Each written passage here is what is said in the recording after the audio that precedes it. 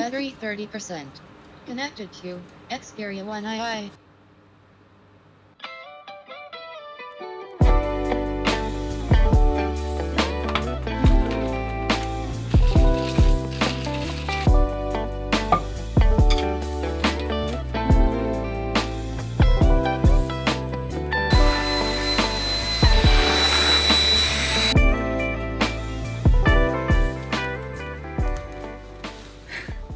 Hey guys, good morning. So I guess this is probably going to be one of the randomest vlogs you've ever watched from this channel. So yesterday I was kind of in an emotional creative rut, if you know what that means. I had a half day off yesterday and I completely wasted it. I could have used it to make a video, but then I had no ideas. So I posted on YouTube, on Instagram, and Facebook asking advice from you guys as to what I could make today. So yeah, I'm just gonna compile everything into one single video, and this is gonna be that video. So let's start. So let me just give you a quick recap of what I posted on Instagram yesterday. So here it goes. So I said that I was kind of stuck in a creativity rut. Does anybody have any cool ideas for content? Anything from video ideas, questions, or random stuff, please comment them down below and I'll make a super random video including all of them by this afternoon.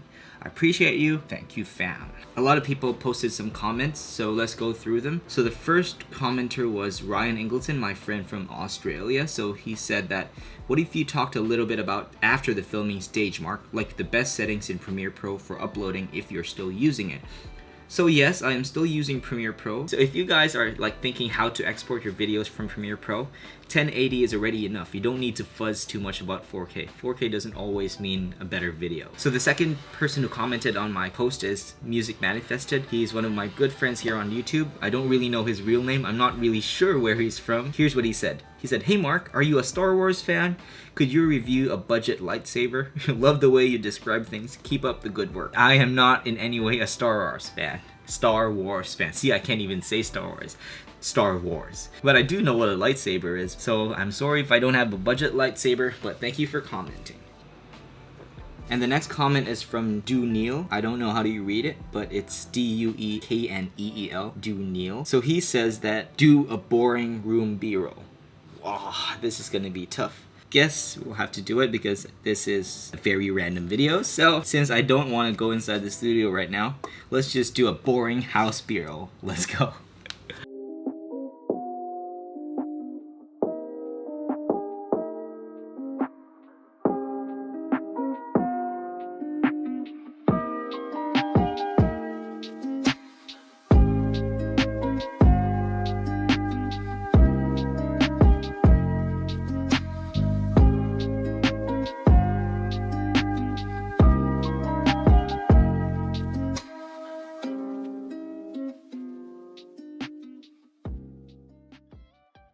And one buddy of mine from Instagram, my skateboarding buddy, her name is Jula. So she said, maybe do a free ride tutorial.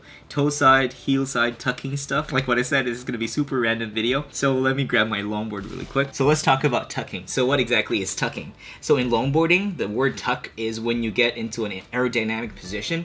It will give you the maximum speed that you can when going downhill. Because if you just stand up like this, the wind can hit you. So Thomas and Sin from SBDW Longboards were the one who helped me learn the tuck. Put your front foot in a way that you have equal control over the left part of the board and the right part of the board. So just in case you do wobble, you can steer out of it or carve out of it. I would just put the toes in line, and yeah, you just put your left knee on your front calf, and then you put your chest low and your hands you put here. See, now wind cannot hit you. In the beginning, I could not do this because I could not breathe.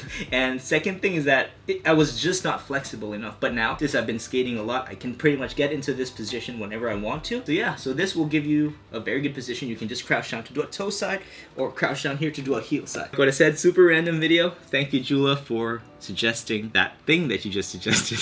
Okay, so the next thing that we will be talking about is something that Timmy suggested. So I have another longboarding or skateboarding friend who suggested this. So he said that I should go through teaching Cantonese vocabulary and Hong Kong cultures. Since I am not a very professional Cantonese speaker yet, maybe I can teach you guys some Cantonese words. So Cantonese is actually a very difficult language. Cantonese has 9 crazy tones. It means that you could totally mess up a sentence if you make one mistake with just one tone. Let me give you an example. The number 9 is actually pronounced as gao. So gao is 9, gao is dog. It can also mean gao in gao doi. Like gao doi means plastic bag. So gao can mean many things like dog, plastic bag, and the number 9. There was also a situation before, back in the day, like 3 years ago, wherein I was in a restaurant and I actually wanted tissue paper.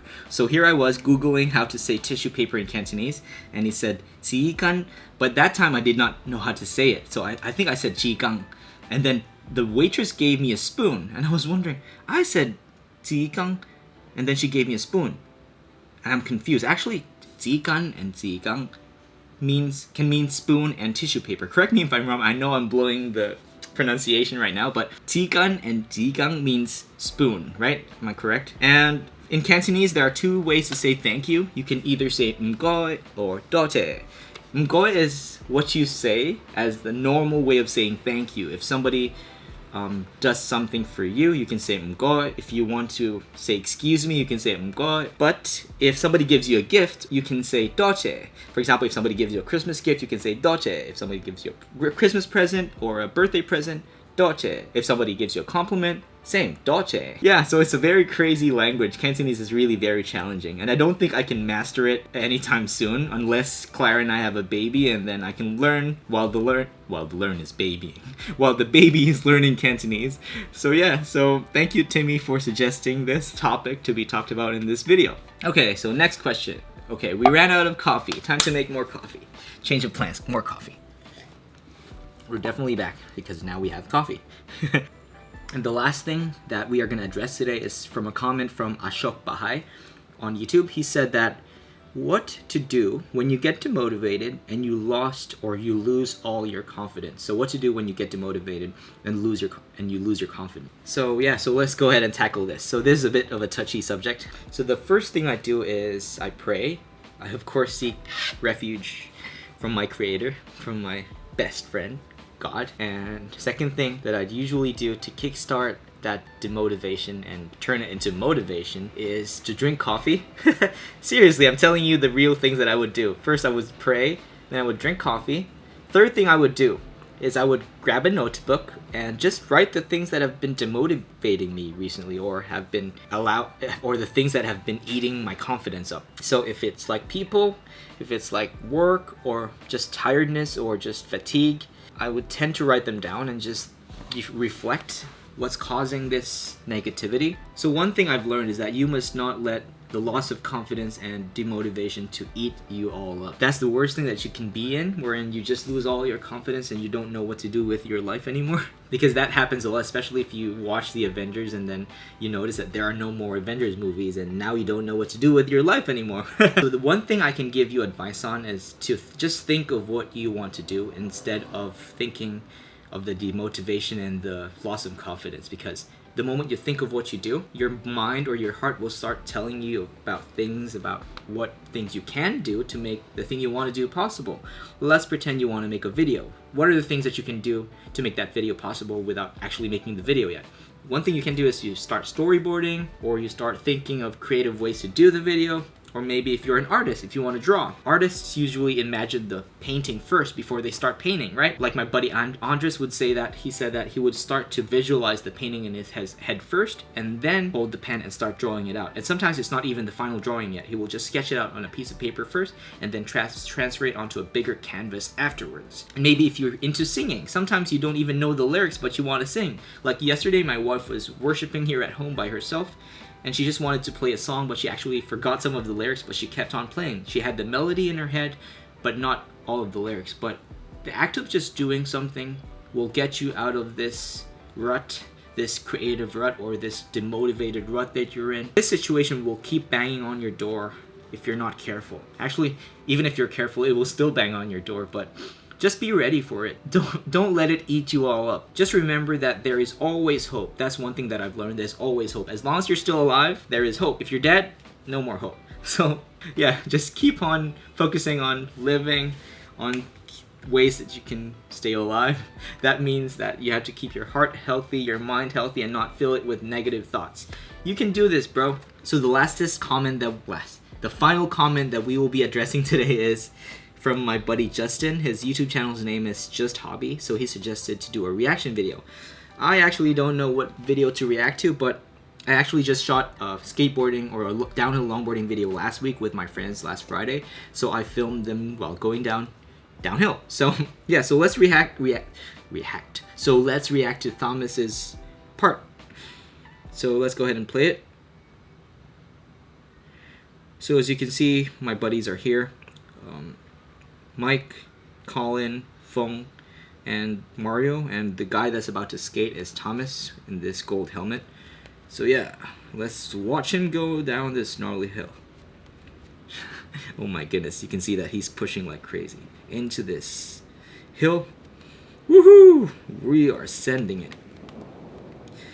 Thomas's tuck is just super aerodynamic. It's just super crazy.